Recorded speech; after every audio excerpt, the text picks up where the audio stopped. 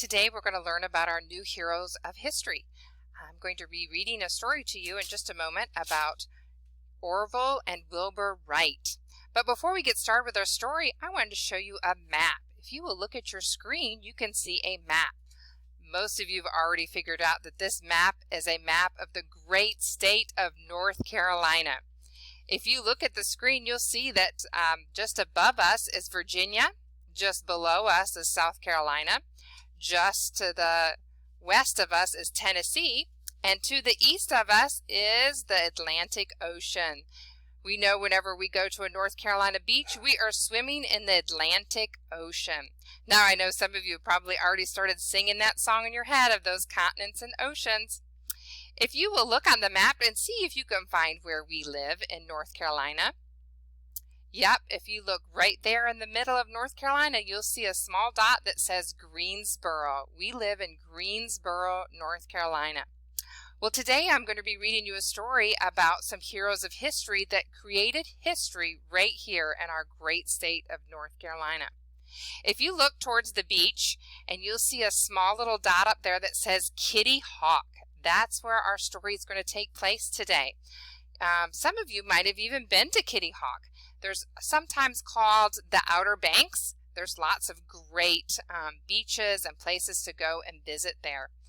But today we're going to talk about a place called Kitty Hawk. So let's get started with our story. Young Orville and Wilbur Wright, First to Fly, written by Andrew Woods. Today read to you by Mrs. Cobb. Wilbur and Orville Wright were brothers. They invented the first motor-powered airplane. Wilbur was born in 1867. 4 years later, Orville was born. They grew up in Ohio and Iowa with their brothers, their sister, and parents. From the time they were little, Wilbur and Orville were best friends. They loved to build toys and machines together. Their mother liked to make things too. Once she could not find a sled big enough for both boys, so she took wood and metal from an old stove and made one. The Wright home was full of books. In those days there was no TV or radio. In the evenings, the family read out loud to each other from books and newspapers. In 1978, Mr. Wright gave Wilbur and Orville a gift they never forgot. It was a toy flying machine made of cork, bamboo, and paper. Its motor was just a rubber band. The boys named their new toy the Bat. They played with it all the time. Wilbur and Orville played with their toy so much that it broke. So they made another, larger bat. It flew for a second, but then crashed. Wilbur and Orville had lots of fun together. They swam and played baseball and ice hockey.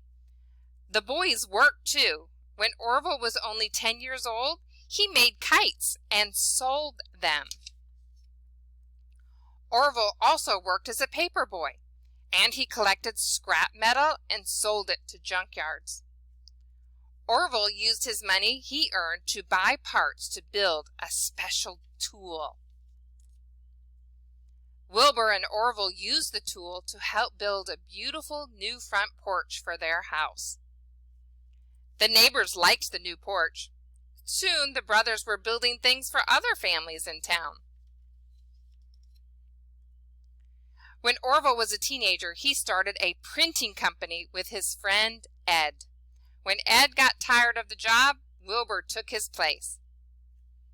Wilbur and Orville even built their own printing press. They used scrap metal and wood, and the press worked. Soon the brothers started their own paper, the West Side News. It was a big success.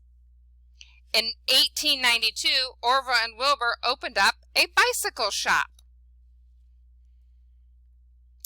The brothers loved building newer and faster bikes. They even made a special bicycle. a bicycle that two people could ride at the same time.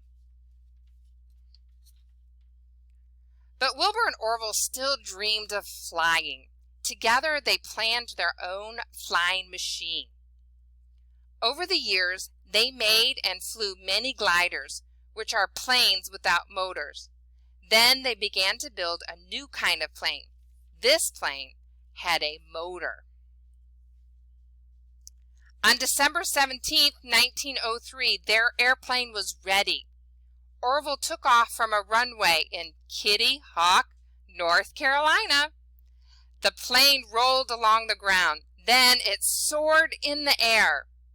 Standing on the ground and watching his brother, Wilbur cheered. Their dream had finally come true. Orville and Wilbur kept on building airplanes. Each one was better than the one before. Each one flew higher and longer. After Wilbur died in 1912, Orville kept making airplanes, but he never forgot his brother.